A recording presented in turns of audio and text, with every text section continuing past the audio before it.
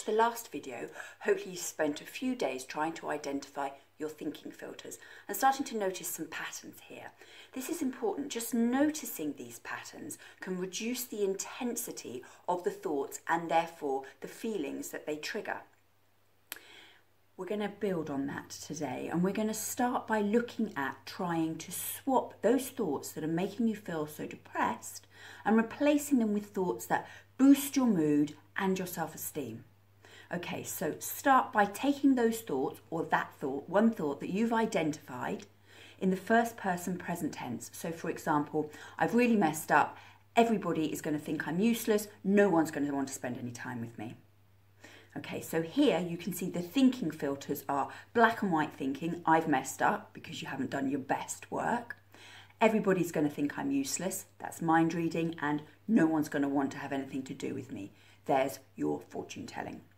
Okay, the next step is to rate your belief in that thought. How much do you believe it as a percentage? So let's say you believe it 80%.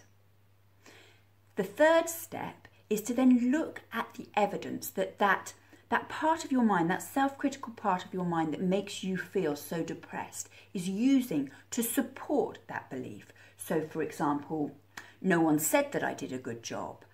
I know that I could do better. The fourth step is to take the 20% of you that's not buying into this thought and think about the evidence that that part of your mind would use to kind of counter this belief.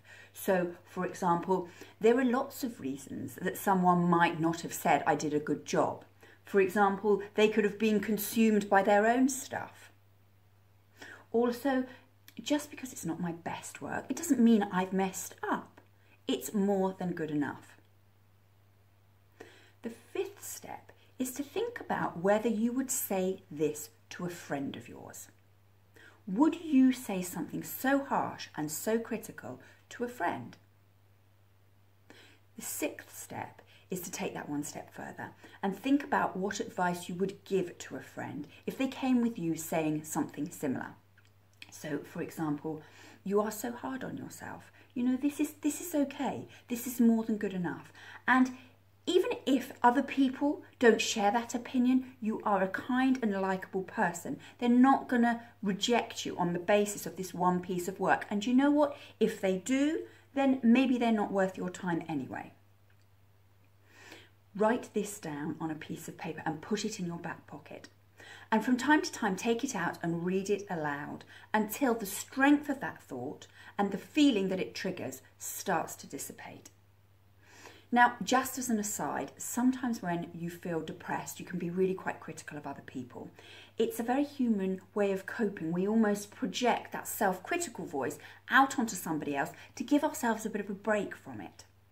But keep it in mind, you would never say these things to somebody else. You would hold back for all sorts of reasons, but probably because you realise that it is unkind and it would give a bad impression of you. But the point here is you don't hold back when it comes to you.